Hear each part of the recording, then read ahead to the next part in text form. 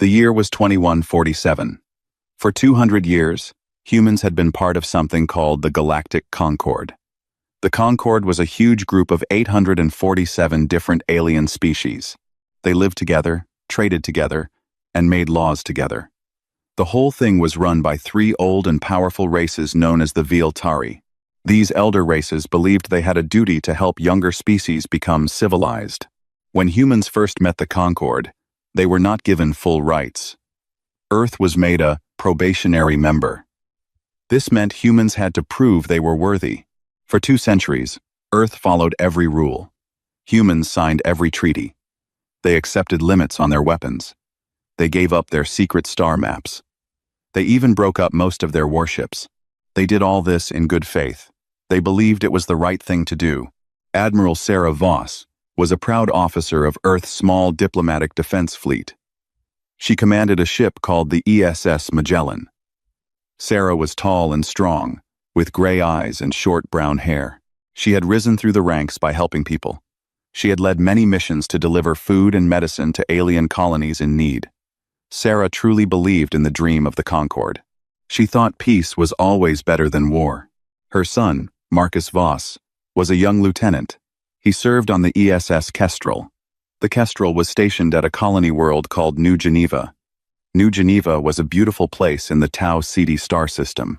Over 4 million humans lived there. They worked on farms, in schools, and in clean cities. Marcus loved his life there. He often sent video messages to his mother. He showed her the green hills and the bright blue oceans. Sarah kept every single one of those messages. One quiet morning, while Sarah was reading reports in her office, an alarm started blaring. A new threat had appeared in known space. A species called the Sral Vex was on the move. The Sral Vex were giant insect-like creatures. They lived outside the Concord borders. No one knew much about them. They had stayed silent for many years. But now, they were attacking. 12 human colonies on the edge of human space were under attack at the same time. The attacks were not random. They were planned with great care. The Sral Vex had been watching humans for a long time. They had picked humans because Earth had the weakest defenses in the whole Concord. The bug-like aliens wanted 3 things. They wanted human bodies for food. They wanted human technology to copy. They wanted human prisoners to use as slaves. Sarah's hands trembled as she read the reports. Then her personal screen lit up. It was a call from New Geneva. It was from Marcus. His face was pale. Behind him, alarms screamed and red lights flashed. "Mom," he said quickly, his voice shaking. "Something is wrong. The defense grid is failing. There are ships in the sky. Big ships. They are not Concord ships." Sarah gripped her desk. "Marcus, listen to me. Get to the shelter. Right now." Marcus shook his head. "I have to help. There are children in the schools, Mom. I am not leaving them." Sarah felt tears in her eyes. "Marcus, please." Her son gave her a small, brave smile, the same smile he had as a little boy. "I love you, Mom. Tell Dad I love him too." The screen went dark. Sarah ran to the bridge of the Magellan. She ordered her fleet to head for the trouble at top speed. The engines of her ship roared to life. The Magellan jumped through space, bending the stars around it. But she also did what the rules said she must do. She called the Concord Council. She sent an urgent message to the Viltari elders. She begged them to send their mighty fleets. She invoked Article 7 of the Mutual Defense Pact. This was the most serious call for help that any Concord member could make. It was a promise from all 847 species. If one was attacked, all would defend. It was the great promise that had kept peace in the galaxy for 10,000 years. The Concord Council took 6 full days to even meet about the problem. 6 days while humans died. 6 days of meetings about meetings. 6 days of careful debate about which laws applied. 6 days of polite letters between species who lived far away from any danger. While Sarah waited, she could only watch. Her own ships were too few and too weak. They were built to keep peace, not to fight wars. Every minute that passed, more bad news arrived. Colony after colony fell. The Sralvex moved like a swarm. They burned cities. They took prisoners by the thousands. They left only ash and silence behind. Sarah tried to reach New Geneva again. The signals were jammed. She paced the bridge of her ship, hour after hour. She did not eat. She did not sleep. The other officers tried to talk to her, but she did not hear them. All she could think about was her son's last smile. She thought of him as a small boy, learning to ride a bike. She thought of him laughing on his birthday. She thought of him as a grown man, telling her he was joining the fleet. Every memory was now wrapped in pain. Finally, after 6 long days, the Viltari Council made their decision. Sarah waited in front of the screen, hoping for help. The lead Viltari was a tall, thin alien with golden skin and 4 eyes. He spoke in a smooth, calm voice, the voice of a creature who had never lost anyone he loved. After deep thought, the elder said, "This council has decided that the Sralvex are a developing civilization. They deserve our patience and our understanding. We will offer to talk with them. The non-intervention doctrine prevents us from sending warships. We are also concerned that the attacked human colonies were located in disputed border zones. We feel deep regret for the human losses. We hope humans will accept our wise judgment in this matter." Sarah stared at the screen, her mouth open. She could not believe what she had just heard. The Concord was not coming. The promise of 200 years was just empty words. Earth was alone. A junior officer ran up to her. He was holding a tablet. His face was white. "Admiral," he whispered, "we just got a confirmation. The Kestrel is destroyed. New Geneva has fallen. There are no signs of survivors." Sarah took the tablet with shaking hands. She looked at the list of names. She found it quickly. Marcus Voss. Status: killed in action. Age: 24. Sarah did not cry. She did not scream. She just stood very still on the bridge of her useless, peaceful ship. Outside the windows, the stars shone cold and bright. Somewhere out there, her son's body was floating in the dark. Somewhere out there, the killers of her son were laughing. Somewhere out there, the Viltari elders were patting themselves on the back for their wise judgment. Inside Sarah Voss, something quietly broke. And something else, something hard and cold, began to take its place. She did not know it yet. But this was the moment when the long peace of Earth ended. This was the moment when humanity began to wake up. She turned to her crew. Her voice was very calm, calmer than they had ever heard it. "Take us home," she said. "Take us back to Earth." The Magellan turned its nose toward the small blue planet that was her home. The journey back would be quiet. The crew would not speak much. Many had also lost loved ones in the slaughter. But the storm that was coming would shake the whole galaxy. Sarah did not know yet what she would do next. She only knew that the old way of doing things was dead. It had died with her son. It had died with 11 million others. Something new was about to be born. Something the galaxy had never seen before. Sarah Voss landed on Earth 2 weeks later. She had not slept much during the journey home. Her uniform hung loose on her body. She had lost weight. Her eyes were dark and tired. But inside, she was burning. Every minute, she thought of Marcus. Every minute, she thought of the cold faces of the Viltari elders. While Sarah was traveling home, the killing did not stop. The Sralvex kept attacking. Over the next 40 days, 18 more human colonies were destroyed. The numbers were so big they were hard to understand. 11 million humans, 11 million mothers, fathers, children, friends, all gone. Some were killed, some were taken as slaves. Some were used as food for the bug-like aliens. The Sralvex did not care which humans died how. They only cared about taking what they wanted. During those 40 days, Sarah and her ships could only run. The Concord rules said humans were not allowed to fight back hard. They could only evacuate civilians. Sarah saved many lives. She crammed thousands of refugees into her ships. She rescued children whose parents had been killed in front of them. She held screaming babies in her arms. But for every life she saved, 10 were lost. Every single colony she tried to defend, she had to leave behind.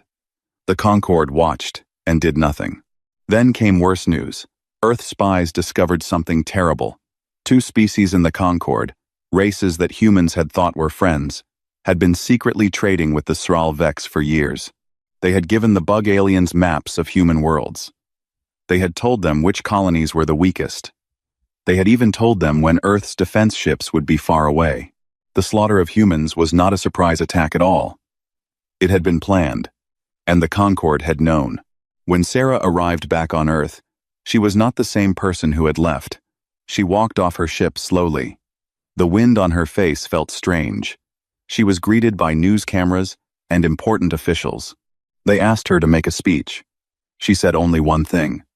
"I need to speak to the Parliament, tomorrow, about what we are going to do next." Then she walked past them all and went home. That night, an old man came to her door. His name was Dr. Hiroshi Tanaka. He was a famous scientist who studied alien biology. He was over 70 years old. His hair was white. His back was bent. But his eyes were sharp and clear. Sarah let him into her quiet home. She made him tea. They sat at her kitchen table. Tanaka placed a small black device on the table. He did not say anything for a moment. Then he spoke softly. "Admiral Voss, I have wanted to show this to someone for 40 years, but there was never the right person. Now, I think, you are the right person." He pressed a button on the device. A screen lit up between them. It showed plans, drawings, numbers. Notice. Sarah looked closer. Her eyes grew wide. "These are weapons," she whispered. Tanaka nodded. "Yes. Many weapons. All of them illegal under Concorde law. All of them built by Earth's best minds in secret over the last 200 years. He scrolled through the plans. There were weapons that could split atoms with perfect aim. There were drugs that could turn off an alien's nervous system. There were ships that could move faster than any Concorde warship. There were AIs who could think 1,000 times quicker than any general. "Why?" Sarah asked. "Why did our people make all this, if we were not allowed to use it?" Tanaka smiled, a sad smile. "Because deep inside, we never fully trusted them. The leaders kept these things hidden. They thought we should always try peace first. They were good people, but they were wrong. We held back our claws while wolves circled us." Sarah stared at the screen for a long time. Her hands closed into fists. Then she nodded slowly. "Show me everything," she said. The next morning, Sarah stood before the World Parliament. The huge room was full. Every leader from every nation on Earth was there. They had heard about the 11 million dead. They had heard about the Concorde doing nothing. The room was very quiet. Sarah walked up to the speaking stand. She wore her full uniform. Her medals shone in the light. But her face was a face of stone. She did not bring any notes. She did not need them. "For 200 years, she said, her voice carrying through the room, "we were the perfect students. We followed every rule. We bowed our heads. We trusted those who said they were our betters. And what did we receive in return? 11 million dead, 18 burned worlds, children eaten alive while the Concorde debated rules of order." There were gasps from some of the leaders. Sarah did not stop. "My son was on New Geneva. His last words to me were that he loved us. He stayed to protect children. He died with those children. The Viltari called this a regret. They called the Sral Vex a developing civilization." Sarah paused. Her eyes were burning now. "I have decided what we will do. We will leave the Concorde. We will break every treaty we signed. We will build the weapons our scientists have hidden for centuries. And we will give our military one mission, and one mission only. Vengeance. Then victory." The room exploded with talking. Some leaders looked horrified. Others nodded with grim faces. The Prime Minister of Earth, a calm woman named Elena Reyes, stood up. "Admiral," she said, "you are asking us to leave behind 200 years of careful peace. You are asking us to choose war." Sarah looked her right in the eye. "I am asking us to choose ourselves, for once, before there are no humans left to choose." Reyes looked down for a moment. Then she nodded. The vote was held that very day. The leaders of Earth voted on whether to break with the Concord and prepare for war. The result came in fast. 847 votes for war, 12 votes against. It was done. The room stood silent for a moment, as the numbers appeared on the great screen. Some leaders cried. Others stood with hard faces. A new path had been chosen. There would be no turning back. That evening, Prime Minister Reyes stood in front of every camera in the galaxy. The flag of Earth behind her had a black ribbon across it, mourning for the dead. She spoke clearly. Her words would be remembered for thousands of years. They would be carved in stone. They would be taught to every human child for generations. Even the aliens listening on faraway worlds would not forget what she said that day. To the Sralvex who killed our people, to the Concord who watched us bleed, to every species in the stars who is listening now, hear these 7 words from the people of Earth. After the slaughter, Earth declares, no more mercy. The transmission ended. Across the galaxy, alien beings looked up from their dinners and their work. Some laughed. Earth was a small world. What could small humans do? Others felt a cold finger run down their spines. They had read the old human history books. They knew what humans could do when they finally got angry.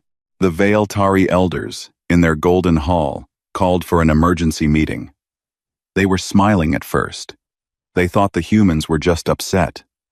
Then they read the latest reports from human space. The factories of Mars were going dark to outside watchers. Earth was closing its gates. The smiling stopped. In her office, Sarah Voss sat alone. On her desk was a picture of Marcus, age 7. He was smiling at the camera. He was holding a small, rescued bird. She touched the picture gently with one finger. The picture was old and a little faded. She had taken it on a beach in California many years ago. Marcus had found the bird with a hurt wing. He had carried it home in his small hands, very gently. He had spent weeks helping it heal. When the bird was finally able to fly again, he had set it free. He had cried a little, but he had been proud. Soon, she whispered to the picture. Soon, my boy. They will know your name. They will all know your name. And the names of every single person we lost. I promise you. I promise you with everything I have left. The galaxy will never forget what they did to us. She held the picture against her chest for a long time. Outside, Earth was quietly preparing for war. The next 2 years were strange and silent. Earth pulled back from the galaxy. Every human ambassador was called home. Trade with alien worlds stopped. Human travelers were brought back to Earth. The bright lines of communication that had connected humanity to the Concord went dark, one by one. From the outside, it looked like Earth had given up. It looked like humanity was hiding in shame after their losses. The Veiltari elders smiled at this. They thought the humans were sulking. They told each other that humans would soon come back, begging to be let into the Concord again. The elders were used to younger species being weak. They thought all young species had to be tamed. They could not imagine that anything new and dangerous was happening on the small blue planet. A few smaller species, ones who had spent time among humans, tried to warn the elders. You do not know these creatures, one warned. When they go quiet, that is when you should be most afraid. The elders laughed politely and ignored them. But behind the silent face that Earth showed to the galaxy, something massive was happening. It was the biggest change in human history. On Mars, the great farming domes that had grown food for centuries were emptied. The soft brown soil was scraped out and replaced with steel floors. Heavy machines moved in. Workers in protective suits filled the domes. They were not growing wheat anymore. They were building weapons. Rows and rows of weapons. Bombs, missiles, energy cannons, pieces of warships. The Mars sky filled with smoke from the new factories. In the cold lands of Antarctica, deep underground, a hidden lab came alive.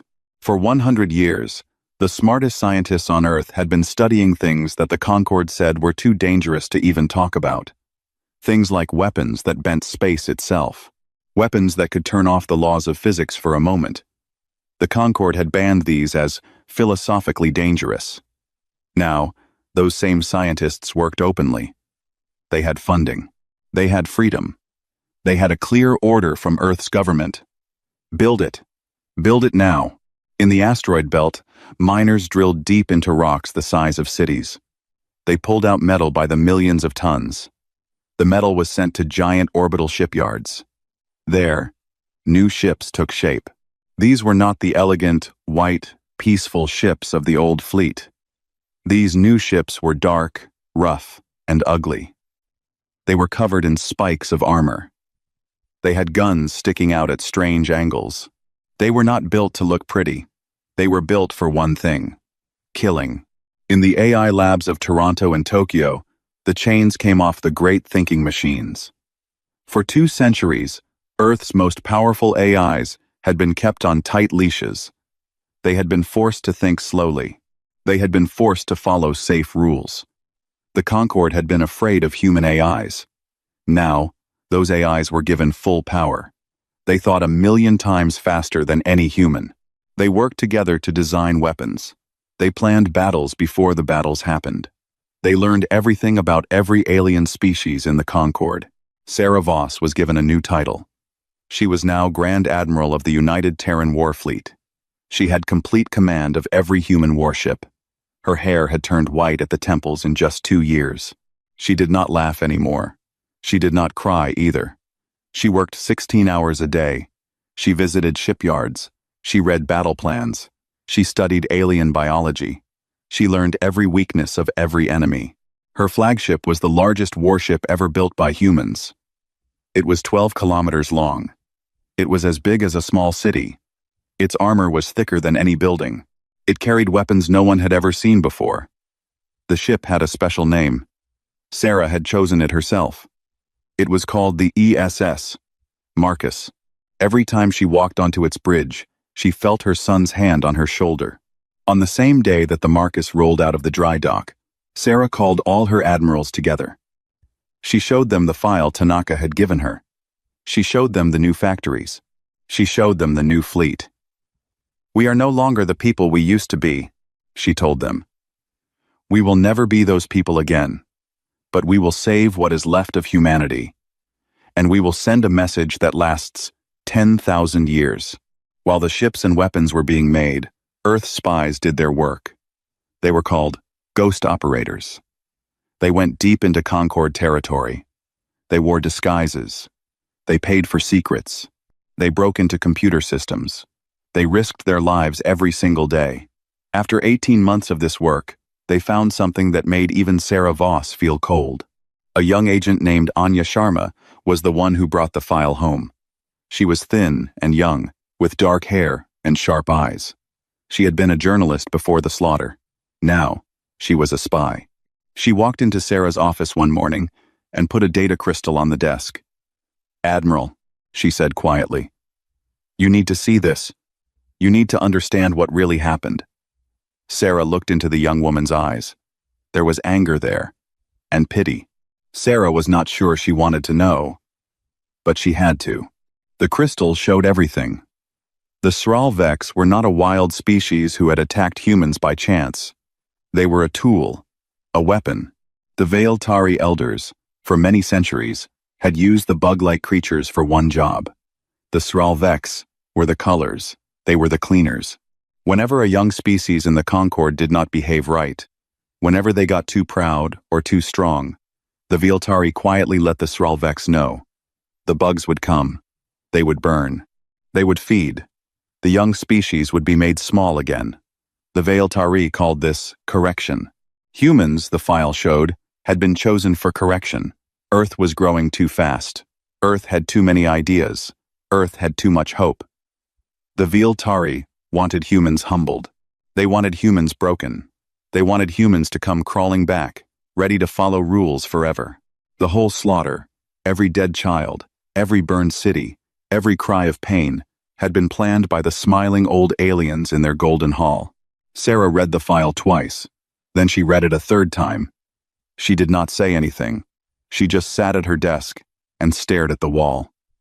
Anya stood quietly. She knew what this meant. Outside the window, the moon was rising over the ocean. The stars were coming out. Somewhere up there, The killers of Sarah's son were going to bed in their warm rooms. They were not afraid. They thought their plan had worked. They were waiting for Earth to come crawling back. Sarah finally stood up. Her face was perfectly calm. Her voice was perfectly steady. "Anya," she said. "Thank you." The young agent nodded and left the room. Sarah walked through the long corridors of Earth's command center. She walked past sleeping officers and quiet rooms. She walked up to the highest deck. She walked out into the cold night air. She looked up at the sky. She picked out a star. She knew which one. "Marcus," she said, very softly. "I know now. I know everything." She stood there alone for a long time. Then she went back inside. She walked to the bridge of the ESS Marcus.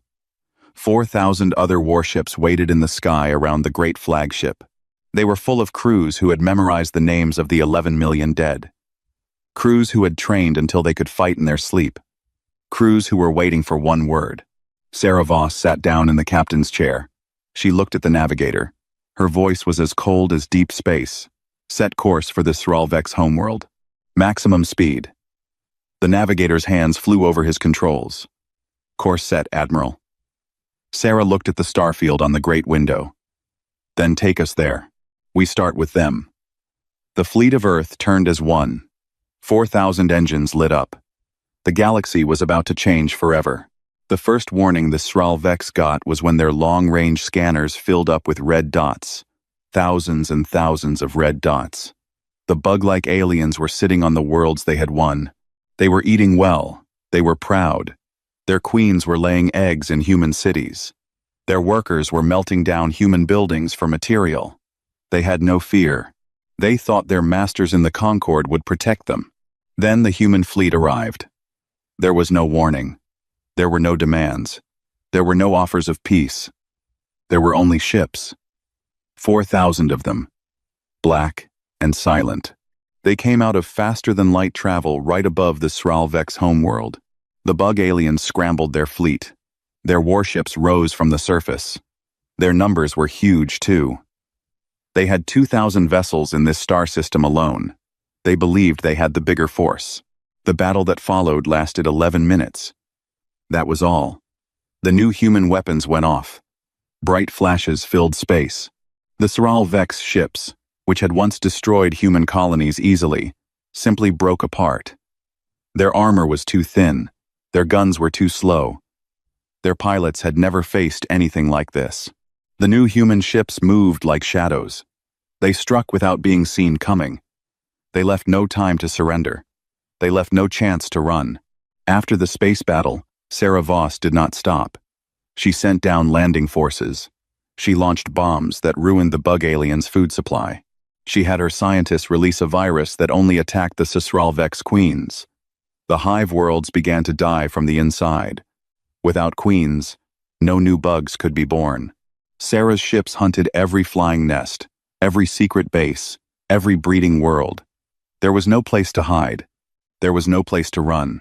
What followed in the next 90 days was not really a war. Wars have rules. Wars have prisoners. Wars sometimes end with handshakes. This was something else. This was a whole species being erased from the galaxy. The Sralvex had ruled 60 worlds. By the end of 3 months, they ruled none.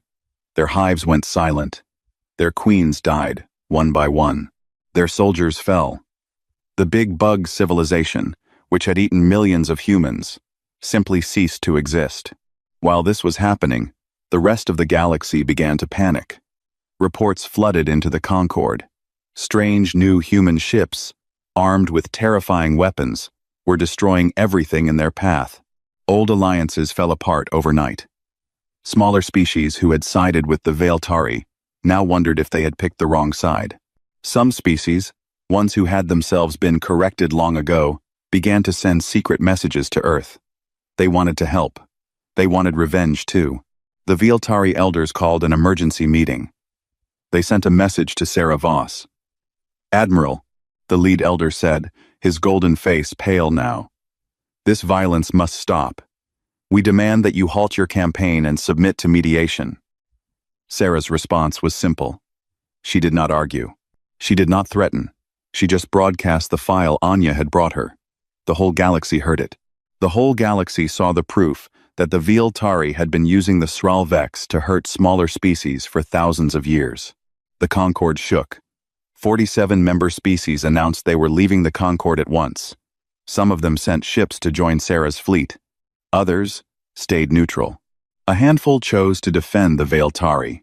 The galaxy split. The old peaceful order, the Concord that had stood for 10,000 years, cracked down the middle. War was no longer just between humans and bugs. It was a war for the future of the stars. One night, deep in space, between battles, Sarah was alone in her quarters. She was finally trying to sleep. The door chimed. It was Dr. Tanaka. The old scientist had come along on the campaign. He served as Sarah's chief advisor. She let him in. He sat down slowly in a chair. His hands shook a little now. He was very old. "Sarah," he said. He never called her Admiral when they were alone. "I need to ask you something." Sarah waited. Tanaka chose his words with care. "How far does this go? When we have killed every Sralvex, will it stop? When we have broken the Concord, will it stop? Or will it never stop?" Sarah was quiet for a long time. She got up and walked to her desk. She picked up the picture of Marcus, age 7, with the rescued bird. She looked at it. "I do not know," she said honestly. "I do not have all the answers, Hiroshi. I am not even sure I am right about everything. But I am sure of this. The Concord does not get to decide where we stop. The Viltari do not get to lecture us anymore. After all this is over, we will decide. Humans will decide. And we will live with whatever choice we make." Tanaka nodded slowly. He did not look happy. But he did not look angry either. Just tired. Very tired. "All right," he said softly. "All right." After 90 days, the Sralvex were gone. Sarah turned her fleet toward the heart of the Concord. By now, her fleet had grown. With the alien defectors who had joined her, she commanded over 12,000 warships. It was the biggest war fleet in galactic history. The Concord put together its own defense fleet to stop her. They had 36,000 ships, 3 times as many as Sarah. But their ships were old. Their captains had not fought a real war in centuries. Their tactics were stiff. They had grown soft from too many years of peace. The capital of the Concord was a planet called Viltar Prime. It was an ancient and beautiful world. It had golden cities. It had crystal towers. It was where the elders ruled the galaxy. Sarah's fleet arrived above the world in a wide ring. The defenders of the Concord formed up to meet them. The two fleets sat across from each other. The whole galaxy held its breath. Then Sarah Voss gave the order. "Begin." The Battle of the Crown Stars lasted 2 full days. It was the biggest space battle ever fought. 48,000 ships clashed in the dark between worlds. Bright explosions lit up the system. New stars were born and died in moments. Captains made impossible choices. Heroes were made and lost forever. By the end of it, the Concord fleet was broken. Many ships had run away. Many had surrendered. Many were just gone. Ash drifting in the cold. The ESS Marcus, scarred and burned but still flying, punched through the last defensive ring above Viltar Prime. The world below had no protection now. Sarah Voss could see the golden cities through her windows. She could see the crystal towers of the elders. She could see the place where they had decided that her son should die. A signal came through. The Viltari elders were calling. The lead elder appeared on her screen. He was no longer smug. He was no longer proud. His golden face was pale. His 4 eyes were wet. His voice trembled. "Admiral Voss," he begged. "We surrender. Without conditions. We will pay any price. We will give up all our power. We will hand over every council member who hurt your people. Please, please stop." Sarah looked at him. She felt nothing. No joy. No anger. No pity. Just a cold, calm space inside her. She had won. She could now order the world below to be burned to ash. Or she could accept the surrender. Or she could do something else entirely. 12,000 warships waited for her word. 11 million ghosts waited for her word. And one small boy, age 7, holding a rescued bird, waited for her word. Sarah Voss reached out one finger. She pressed a single button. The transmission from the elders went silent. She muted the call. She sat alone in her chair, looking out at the conquered world. Her face was a mask. The galaxy held its breath. What would she do? Sarah Voss sat alone in her ready room. The surrender broadcast was waiting. The elder's begging face was paused on her screen. She could see his trembling 4 eyes. She could see his open mouth. The whole galaxy was waiting for her answer. 12,000 warships were waiting for her order. She did not move. She did not speak. She just thought. She thought of Marcus, age 24, dying in flames to protect children. She thought of Marcus, age 7, holding a small bird he had saved from a storm. She thought of the 11 million dead humans whose names she had memorized. She thought of the 60 Sralvex worlds her fleet had silenced forever. She thought of the watching galaxy, shaking with fear of her. She thought of the kind of people humans would become if they wielded this much power without restraint. She thought of her son's last message. "I am not leaving them," he had said. "I have to help." Marcus had not died for revenge. He had died for the children in the school. He had died trying to do the right thing, even when it was hard. Sarah closed her eyes. For the first time in 3 years, she let herself feel something other than cold. She felt tired. So very tired. She also felt something small and warm. Something like a thought of peace.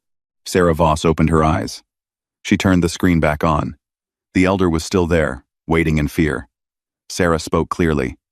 "I accept your surrender," she said. "But on my terms. Not on yours. Not on the Concord's. Not on anyone else's. On the terms of Earth, of humanity. We are coming down to your capital. Prepare a meeting hall. Every species in the Concord will be there. I will speak to all of them. Then we will see what comes next." 2 days later, Sarah Voss landed on Vealtar Prime. She came down with a small group. Just a few officers. Just Dr. Tanaka. Just the agent Anya Sharma. She did not bring soldiers to threaten anyone. She did not need to. She walked into the great hall where the Concord had ruled for 10,000 years. The hall was bigger than any place she had ever seen. The ceiling was painted with stars. Every species in the galaxy had a seat there. Every seat was filled. Sarah walked up to the central podium. She wore her uniform. She wore her medals. She did not have notes. She looked out at the 800 species watching her. Some looked angry. Some looked afraid. Some looked hopeful. Some, especially the smaller species who had been hurt by the Vealtari before, looked at her with something like love. "My name is Sarah Voss," she began. Her voice was clear. It carried across the great hall. "I am from a planet called Earth. 3 years ago, my people lost 11 million souls. They were murdered by your tools and ignored by your laws. We were promised protection. We were given lies. We did what your laws said. We were rewarded with the death of our children. So we left your laws behind. We picked up our weapons. We came for you. And now you all know what we can do." The hall was utterly silent. Sarah let the silence sit for a long moment. Then she spoke again. Her voice was softer now, but not weaker. "I could end you all today. I could turn this planet to ash. I could make every species here bow to humans for the rest of time. There would be no one in the galaxy who could stop me. Not now. Maybe not ever." A few aliens in the front rows began to shake. "But I will not do that," Sarah said. "Because that is what the Vealtari did. They had power. They used it to hurt those weaker than themselves. They called it civilization. We will not become another Vealtari. We will not become another Concord. We will not become another version of the same old story." Sarah paused. The whole galaxy listened. "I am dissolving the Concord today. It is over. In its place, I am creating something new. a loose alliance of free worlds. We will call it the Terran-Aligned Compact. It has only 3 rules. 3 rules forever. First, no species shall ever again be culled for political reasons. The slaughter of innocent civilizations stops today, forever. Second, no member shall ever be forced to disarm against its will. We will not let strong species trick weak ones into giving up their teeth. Third, an attack on any signed member is an attack on all of them. We will protect each other. Truly. Not with empty words like the old Concord. A long murmur ran through the hall. Sarah went on. Earth does not want to rule you.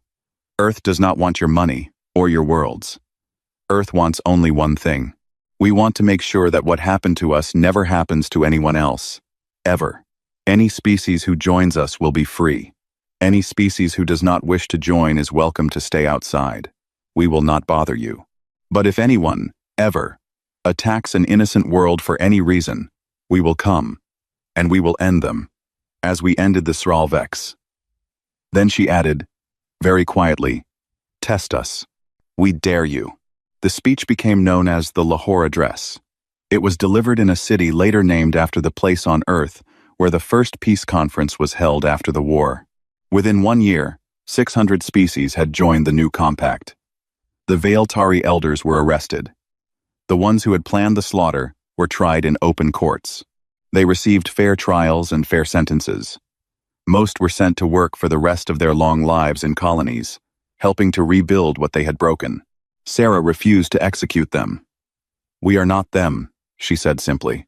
A few weeks later, Sarah went to New Geneva. The colony was now a memorial world. No one lived there anymore. The cities had been left as ruins. There were monuments where children had fallen. Dr. Tanaka came with her. He was older now. He used a cane. They walked through the silent streets together. Sarah stopped at the place where Marcus had died. She did not cry. She had used up all her tears years ago. Hiroshi, she said quietly, did we do the right thing? The old man looked up at her. I do not know, he said. Maybe yes. Maybe no. We saved many. We killed many. We carry it all now. Sarah nodded. Yes. We carry it all now. They stood there for a while, in the cold, quiet wind. The stars came out one by one. They were different stars now.